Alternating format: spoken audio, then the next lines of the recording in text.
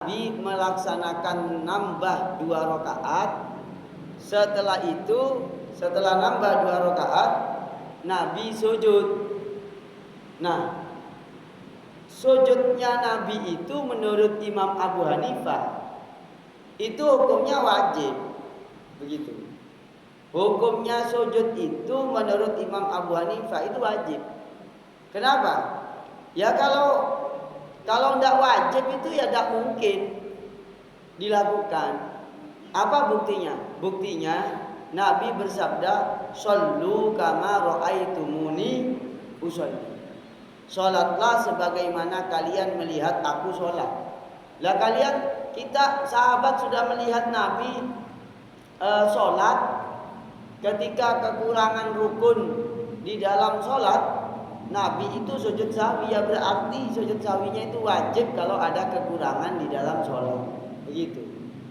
Jadi yang dijadikan landasan berpikir sederhananya begini. Kalau melihat Kanjeng Nabi melakukan apa saja di dalam sholat, berarti itu wajib, gitu loh. Termasuk di dalam sholat ini Nabi melakukan sujud sahwi. Apa landasannya? Landasannya hadis Ra'aitu Bapak sallu kama ra'aitumuni usolli. Salatlah kalian sebagaimana kalian melihat aku salat. Itu cara pandangnya siapa? Cara pandangnya Imam Abu Hanifah. Kalau Imam Asy-Syafi'i, enggak, perbuatan Nabi yang berhubungan dengan sujud sahwi itu sunnah. Begitu. Kenapa? Karena ketika sujud menurut mayoritas ulama tidak bisa mengganti fardu, akan tetapi bisa mengganti kesunahan, maka berarti yang mengganti sunnah itu ya hukumnya sunnah, begitu, tidak wajib. Gitu. Itu katanya cara pandangnya Imam Asy-Syafi'i radhiyallahu anhu. Sedangkan Imam Malik, wa amma Malik fata'akkadat indahu al-af'al aksar minal aqwal. Kalau Imam Malik enggak, beda dengan keduanya. Kalau yang dilupakan itu rukun perbuatan, lupa sujud. Maaf, lupa sujud itu gini Pak. Sujud itu kan mestinya 2 kali. Ini enggak, sujud 1 kali. Atau bahkan kelebihan, sujud sampai 7 kali. Ngelamun sujud Allahu Akbar, Allahu Akbar, Allahu Akbar, Allahu Akbar. Lupa. Ini kan kelebihan. Kelebihan cacat. Kurang pun juga cacat. Maka menurut Imam Malik, kalau sujud ini kan gerakan. Nggih. Kalau gerakan yang ditinggalkan, maka sujud sahwinya itu wajib. Tapi kalau yang ditinggalkan itu bacaan, contoh lupa tidak baca tahiyat. Nggih. Lupa tidak baca tahiyat. Atau lupa tidak membaca doa yang lain, atau dalam kitab Fathul Mu'in itu adalah memindah rukun bacaan. Rukun sunnah bacaan. Contoh, waktu tahiyat ya. Waktu tahiyat itu membaca Fatihah. Atau waktunya baca Fatihah, dia baca tahiyat. Ini ngelamun tingkat tinggi. Ya. Allahu Akbar. At-tahiyatu lillah wassalawatu wassalamu. Gitu. Mindah rukun. Mindah rukun yang semacam ini, kalau menurut cara pandangnya Imam Malik, berarti sunnah sujud sahwi. Begitu. Kalau Asy-Syafi'i tidak membedakan rukun bacaan ataupun rukun gerakan, itu semuanya hukumnya sunnah. Begitu. Cara pandangnya Imam Asy-Syafi'i. Ini bicara masalah hukum. Sekarang, tentang sujud sahwi. Itu kapan dilakukan? Kalau lupa. Selain nanti kita jawab pertanyaan, selain kita jawab pertanyaan dari Ustadz Bayu nih, ya. Sebentar sampai saya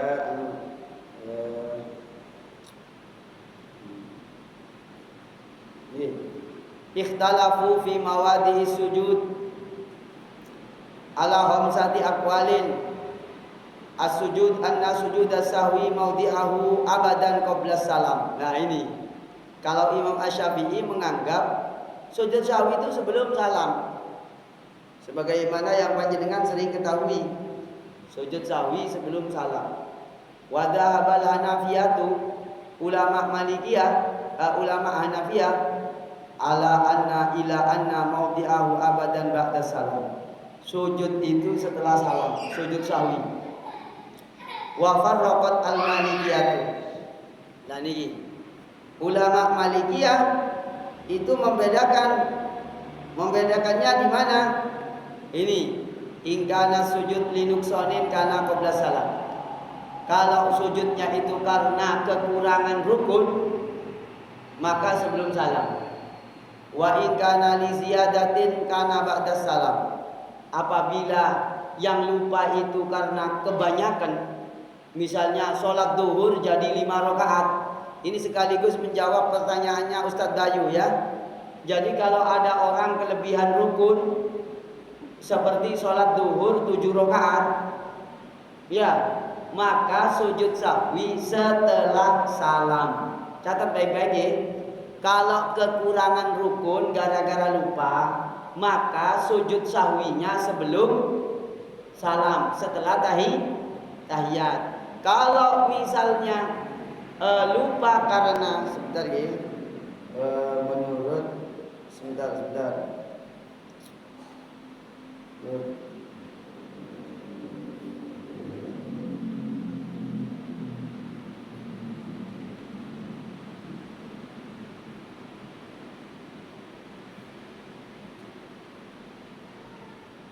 Sip.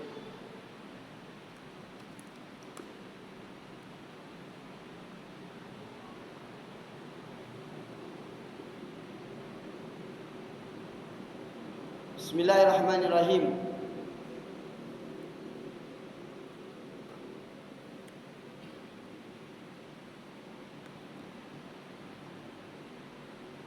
Bismillahirrahmanirrahim. Saya ulangi lagi ya. Fa dhahaba Syafi'iyatu ila anna sujud as-sahwi mawdi'ahu abadan qabla salam. Kalau menurut ulama Syafi'iyah, sujud sahwi itu selamanya itu sebelum salam. Baik karena lupa, kurang rukun atau nambah rukun. Begitu. Diingat, keterangannya di kitab Bidayatul Mujtahid ini dilengkapi nanti dengan dalil-dalilnya. Kenapa ulama Syafi'iyah berpandangan sujud sahwi itu sebelum salam, baik kurang rukun maupun karena nambah rukun. Itu dicatat. Kita catat dalam pikirannya saja. Wa dhahabal Hanafiyatu, ulama Hanafiyah berpendapat bahwasanya tempatnya sujud sahwi itu setelah salam, selama-lamanya, baik karena kurang maupun karena kelebihan rukun. Nah, sekarang yang berbeda adalah ulama Malikiyah. Ulama Malikiyah ini membedakan ingkana sujud linuksonin, apabila karena kekurangan rukun, misalnya waktu tahiyat, waktu rakaat terakhir sujud cuma 1 kali, imamnya lupa, makmumnya juga pada lupa, sujud cuma 1 kali, tahiyat saja, gitu ya, tahiyat gitu. Maka kalau ternyata setelah selesai baca tahiyat baru ingat kok sujudnya tadi kurang 1, maka sujud sahwi. Sujud sahwinya sebelum salam. Begitu. Tapi kalau karena nambah rukun, sujud sampai 4 kali atau 5 kali, maka misalnya ada orang sholat duhur rukuk sampai 3 kali, rukuknya sampai 3 kali, berarti nambah rukun itu, nambah rukun. Karena nambah rukun maka dia sunnah sujud sahwi. Kapan sujud sahwinya? Ba'da salam, setelah salam. Begitu. Wa qala Ahmad bin Hanbal. Nah, ini menurut Imam Ahmad bin Hanbal. Yasjudu qabla salam fil mawadi allati sajada fiha Rasulullah sallallahu alaihi wasallam qabla salam. Nah, Imam Ahmad ini keren. Kalau Imam Ahmad berpendapat begini, sujud sahwi itu dilakukan sesuai Nabi itu sujud kapan? Kalau Nabi sujudnya sebelum sholat karena kasus demikian, ya maka orang itu sujudnya juga sebelum salam. Begitu. Wa yasjudu ba'da salam fil mawadi illati sajada fiha Rasulullah sallallahu alaihi wasallam ba'da salam. Dan menurut Imam Ahmad ini, ya kita sujud sahwi menurut Nabi di mana dan kapan sujud sahwi. Karena apa Nabi sujud setelah salam itu. Begitu. Nah, famakana min sujudin fi ghairi tilkal mawadi yasjudu lahu abadan qabla salam. Akan tetapi kalau terjadi lupa, cuma tidak pernah lupa itu terjadi kepada Nabi. Gitu loh. Maka bagaimana sujudnya sebelum salam? Begitu. Jadi paham ya? Jadi misalnya begini, Nabi itu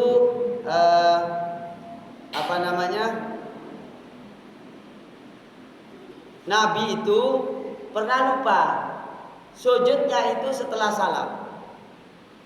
Nabi pernah lupa sujudnya sebelum salam. Dan berdasarkan hadis Nabi juga mengatakan sujud sebelum salam. Maka menurut Imam Ahmad, lupa yang persis seperti lupanya Nabi, lalu Nabi sujud setelah salam, berarti kita sujudnya setelah salam. Kalau lupanya sama persis dengan Nabi, konteksnya itu sama. Begitu. Tapi kalau Nabi sujudnya sebelum salam karena lupa, konteksnya itu sama dengan Nabi lupanya, maka juga sebelum salam. Nah, yang ketiga ini ada lupa yang Nabi itu tak pernah terjadi. Paham gak? Karena tidak mungkin Nabi lupa terus. Mungkin 1-2 kali sebagai taklim kepada umatnya. Itu. Bagaimana itu? Katanya Imam Ahmad, yang tidak ada contohnya dari Nabi. Nah gitu. Maka jangan dikira semuanya ada contohnya dari Nabi. Lupa itu tidak ada contohnya. Nggih. Lupa yang tidak ada contoh dari Nabi, maka sujud sahwinya sebelum salam. Nah, keren ini. Jadi sangat bijaksana ini. Gitu. Nah, apa yang menyebabkan ini yang penting konsepnya. Kenapa muncul konsep sujud sahwi sebelum salam dan sesudah salam? Ini penyebabnya. 1, sabata annahu sajada qabla salam wa sajada ba'da salam. Apa yang menyebabkan? Karena Nabi pernah sujud setelah salam, sujud sahwi, dan sujud sebelum salam. Begitu. Sujud sebelum salam, sujud sahwi, dan sujud sahwi setelah salam itu pernah terjadi kepada Nabi. Hadisnya sahih semua. Contohnya ini. Nah, hadisnya sekarang kita baca, gitu loh. Ini kan kerennya kitab Bidayatul Mujahid itu. Setelah menampilkan pendapat-pendapat yang berbeda, menampilkan dalilnya, begitu. Keren, keren banget.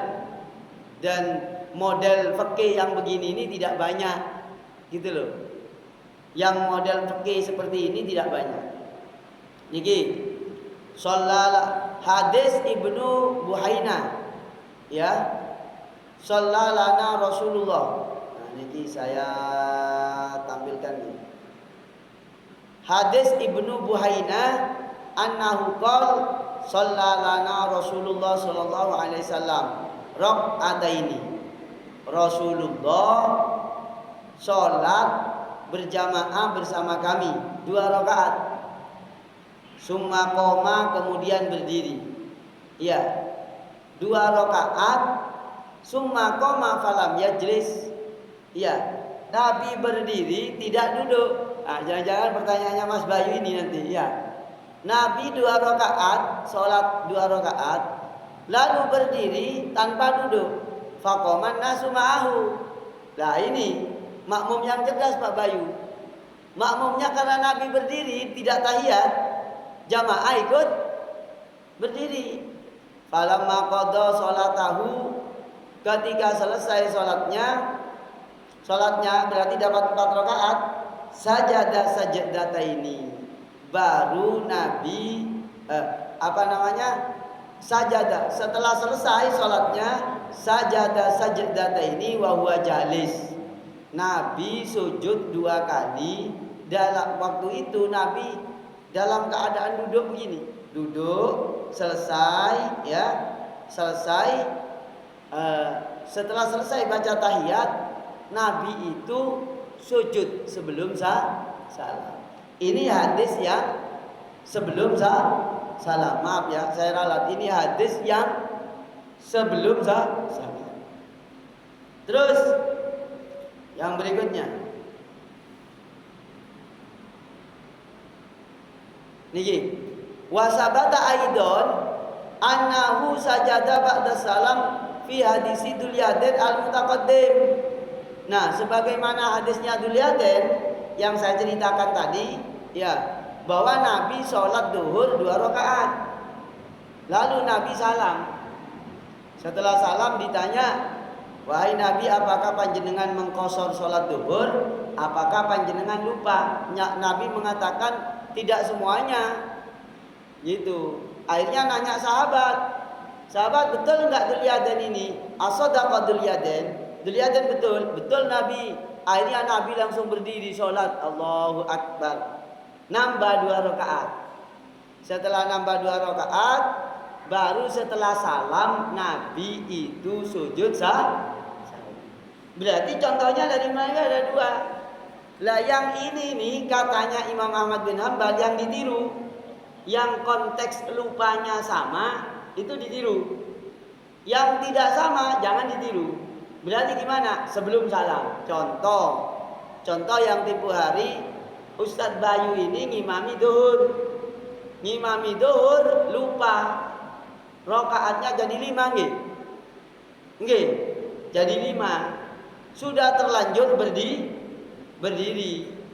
Kalau sudah terlanjur berdiri tidak usah duduk. Gitu loh. Makmumnya kan lupa ngingetin. Maka dalam hal ini berarti Ustadz Bayu nambah 1 rakaat. Nambah 1 rakaat berarti dia sujud sahwi. Kapan itu? Karena nambah maka bagaimana? Setelah salam. Cara pandangnya Imam Malik. Begitu. Kalau cara pandang Imam Syafi'i, pokok sebelum salam nambah ngurangi. Itu simpel. Ya, enggak sulit mengingat. Begitu. Lalu makmumnya bagaimana Ustaz? Makmumnya boleh 2. Boleh 2 cara. Maaf ya, ini bukan 2 jari berarti ya. Ya, nanti dikirain saya salam 2 jari udah selesai. Ya, pilpresnya sudah selesai. Ya, ikan pepes dimakan dengan gulai. Terus nasi uduk dimakan pakai nampan. Hajatan pilpres sudah selesai, mari hidup berkedamaian. Nah, gitu. Cakep ya. Ini biar ngaji sekarang wis, gak usah ngomongin pilpres. Wis mari, wis selesai ya.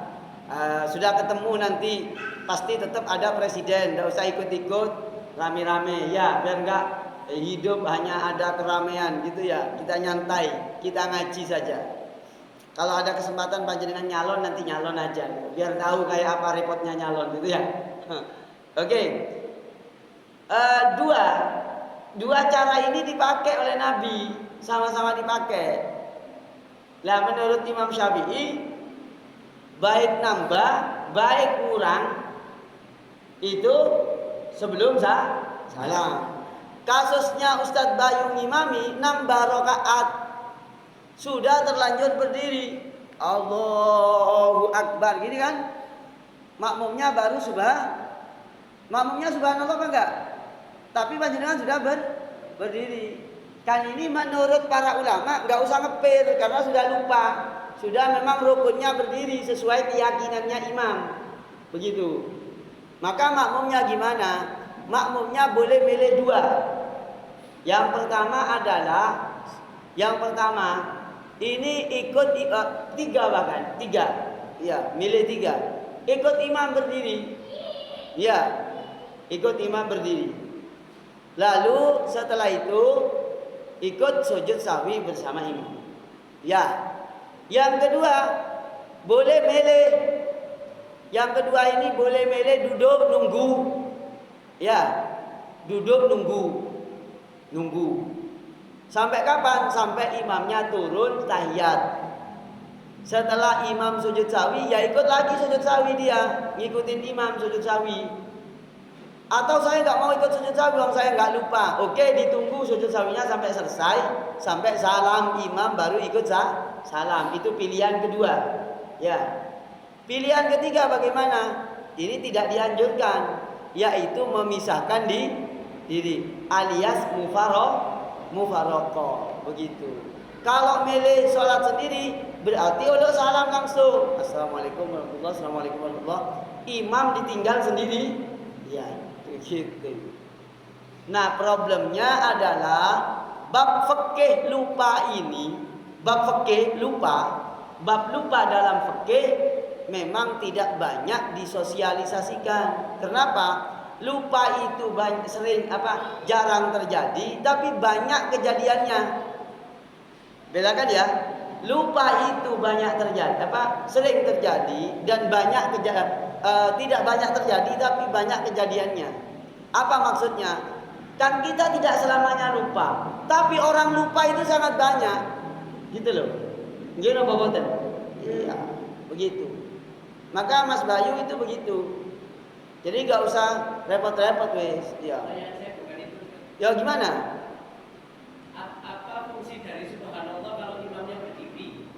Oh, loh, imamnya kan sudah terlanjur berdiri.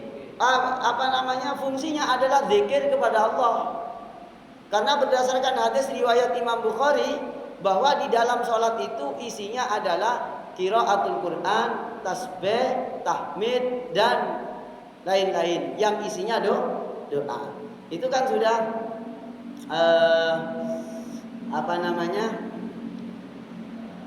sudah pakem di dalam hadis ini ya, di Bulughul Maram riwayat Imam Bukhari.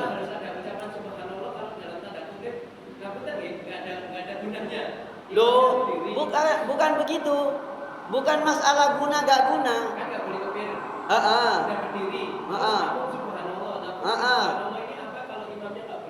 Sekarang kalau duduk kan berarti dia nambah rukun.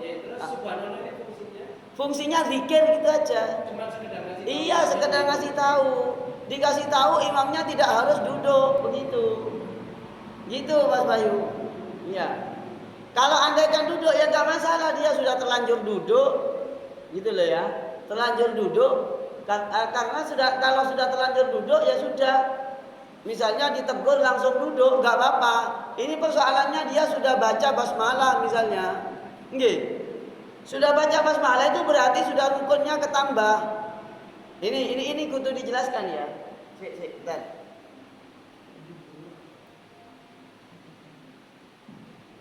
Ya. Monggo niki dicek niki. Inna hadhihi shalat. Nah niki Mas Bayu. Niki nggih. Konsep salat itu begini. Pokoknya yang namanya salat itu isinya zikir.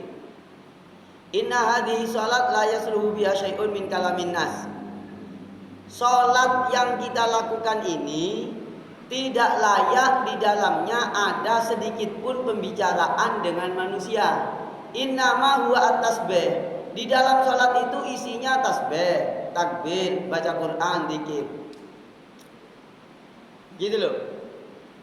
Maka saya katakan, apa fungsinya tasbih? Fungsinya tasbih memang mengingatkan, tapi secara inti, ya tasbih itu zikir. Sekarang ada orang diingatkan kok ternyata terus lanjut itu diingatkan. Maka fungsinya tasbih ini adalah murni zikir pada akhirnya, bukan zikir plus niatkan, begitu. Contohnya begini, ya ini Saya sudah berdiri, Allahu Akbar. Di bawah baru subhanallah, saya sudah baca Bismillahirrahmanirrahim. Berarti dia kan kalau misalnya langsung turun, rukunnya malah dibuang lagi. Rukuk gak ada, i'tidal gak ada, dan seterusnya gak ada. Begitu loh. Kalau sudah terlanjur karena berdiri tegak itu berarti sudah rukun baru. Berarti dia sudah nambah rukun. Lanjutkan. Kok dilanjutkan? Iya, karena nanti karena ini sudah lebih. Kalau lebih maka sujud sahwi. Kan begitu. Apa fungsi tasbihnya? Dzikir. Loh, kan dzikir ini tujuannya ngingetin, tapi imamnya nggak mau duduk. Apa berarti nggak berfungsi? Bukan. Kalau imamnya nanti duduk, ya melanggar konstitusional. Begitu. Melanggar konstitusi. Ini nanti urusannya sama MK. Iya. Tapi pendapat yang duduk itu tetap saya temukan ada itu. Oh iya, pendapat duduk ya ada. Bahwasanya diingetin cepat-cepat duduk, ya ada. Di Fathul Mu'in diterangkan begitu juga. Begitu. Artinya kalau babnya ibadah nih sangat luas sekali, gitu loh. Kita tidak terburu-buru mengatakan ini yang benar, yang lain nggak bisa. Itu nanti bisa disalahin oleh ucapannya sendiri nanti, gitu loh. Kayak gitu. Andaikan dia duduk lagi, lalu ada pendapat yang mengesahkan, iya, ada, begitu. Cuma pendapat yang sebaiknya dia lanjut, ya, pokok tidak terlalu asalkan dia yakinnya, enggak ini saya enggak nambah kok ini gitu ya. Yakinnya begitu, padahal di bawah sudah subhanallah, bahkan ada 10 orang yang subhanallah gitu misalnya.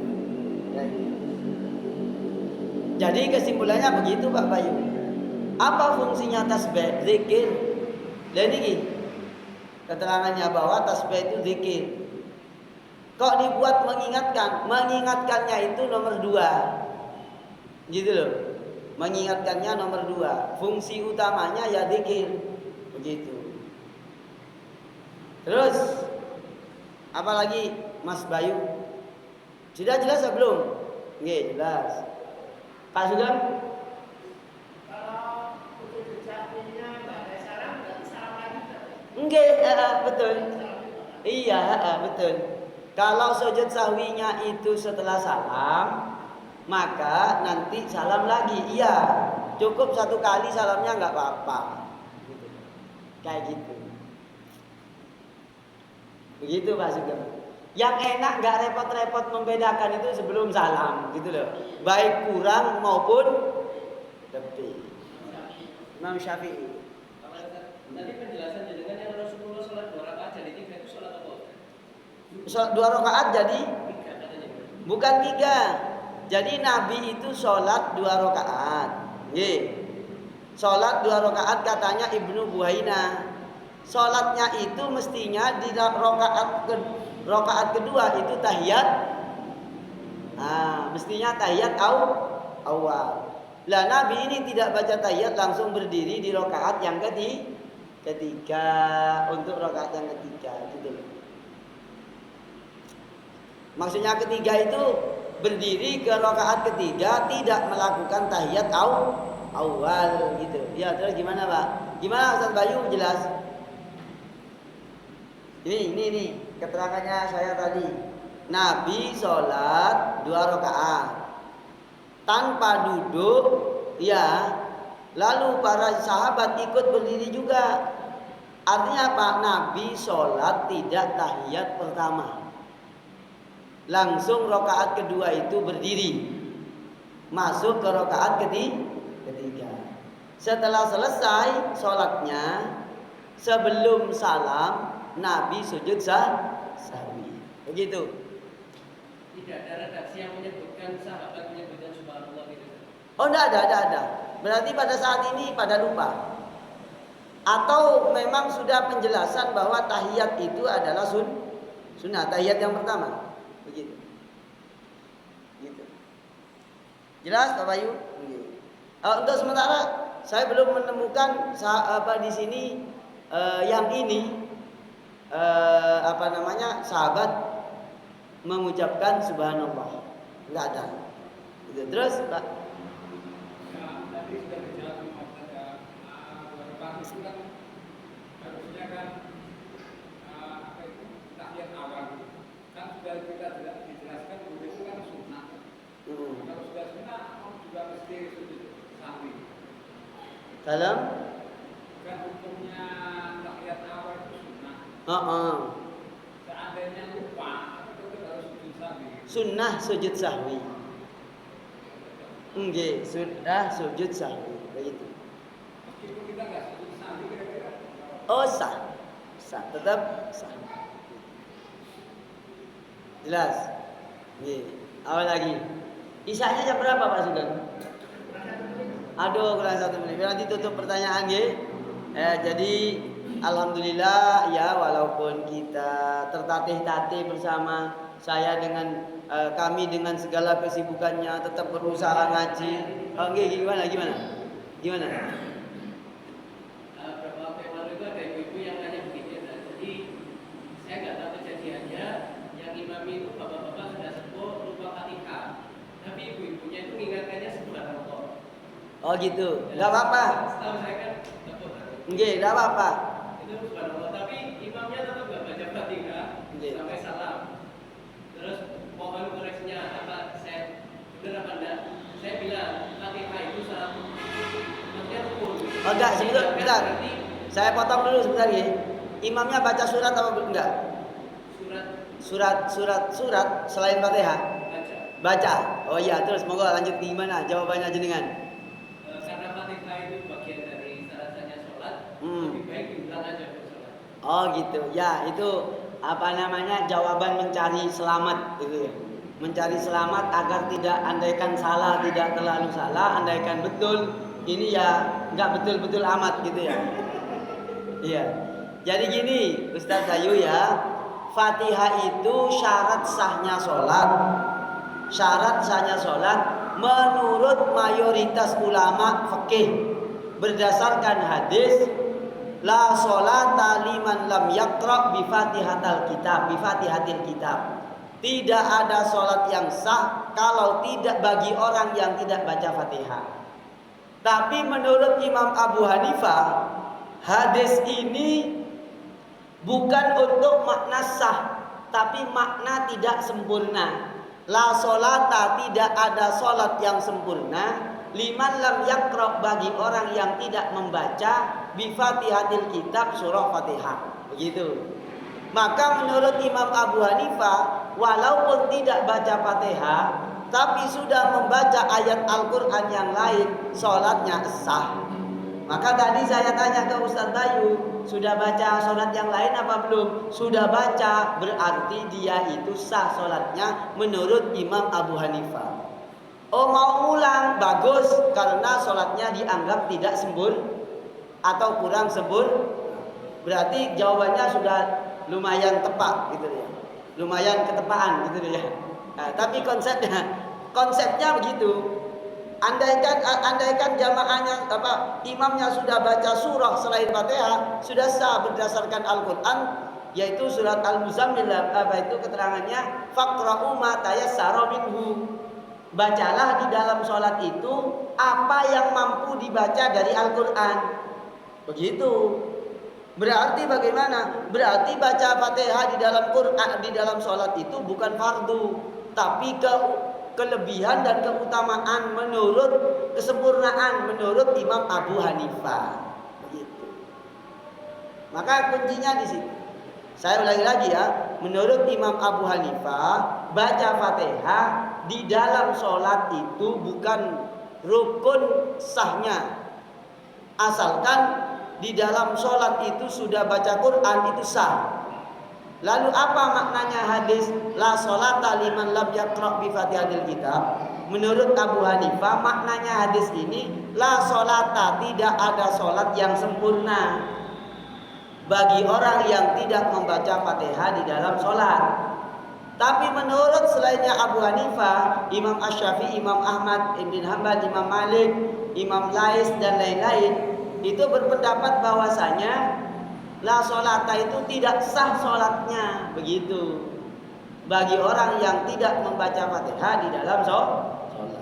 Apa hujahnya Abu Hanifah? Hujahnya Abu Hanifah yaitu surah Al-Muzammil itu, di mana Imam Abu Hanifah menjadikan ayat ma faqra'u ma tayassara minhu, gitu loh. Jadi Pak, surat Al-Muzammil ayat 20 yaitu faqra'u ma tayassara minal Qur'an alima an sayakunu minkum marada wa akharuna yadribuna fil ard yabtaguna min fadlillahi wa akharuna yuqatiluna fi sabilillah faqra'u ma tayassara minhu wa aqimus salata wa atuz zakata wa aqridullaha qardan hasana.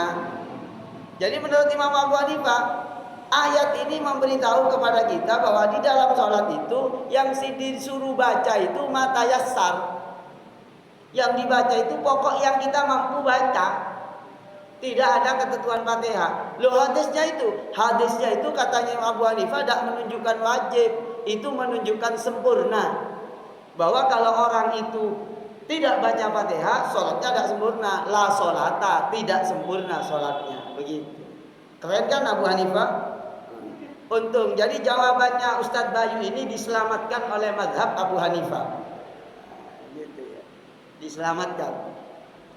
Ya enggak lah, bukan diselamatkan. Insya Allah kalau kita ngajinya, maksudnya kalau kita bareng-bareng ngaji sebanyak-banyaknya, itu ilmu semakin banyak. Begitu. Maaf, selalu saya katakan, imam mazhab yang kuat itu melebihi alimnya ulama-ulama hadis. Ya, melebihi alimnya ulama-ulama. Semua ulama hadis itu ikut imam mazhab. Imam Bukhari itu mazhabnya Syafi'i. Imam Bukhari lanang malang Pak Sugeng gak melok mazhab jadinya. Berarti kan ngelebihi Imam Bukhari berarti. Gak bisa Pak, kita harus ikut yang sebelumnya, gak bisa. Nah, di Muhammadiyah itu bukan tidak bermadhab, tak terikat dengan madhab tertentu lah itu. Ya, yang keliru di situ. Wes nyampe nang kampung-kampung di kota ini bahwa Muhammadiyah tak bermadhab, pret keliru, bukan begitu. Tak terikat madhab, gitu loh. Betul apa enggak saya ini? Betul apa enggak? Baca dimanapun itu begitu. Muhammadiyah itu tidak terikat madhab, tetap bermadhab itu. Kalau nggak bermadhab buat sendiri, berarti ngaji langsung ke sahabat, kan gitu. Nggak bahaya tak? Lah bahaya. Lek sampean mau ngaji ke sahabat, berarti sampean kudu dilebokno nang wetenge ibuke maneh. Lahir dek zaman gitu ya. Alhamdulillah ada kitab Bidayatul Mujtahid yang mencerahkan kita berpikir ini ya. Ini mencerahkan loh. Sudah Muhammadiyah banget ini, mencerahkan gitu ya. Dengan berbagai macam cara pandang gitu. Jadi saya walaupun meliburkan 2 kali ngaji kemarin, ini 1 kali ini sudah begitu mewakili 7 kali pertemuan. Sekian, terima kasih, semoga bermanfaat.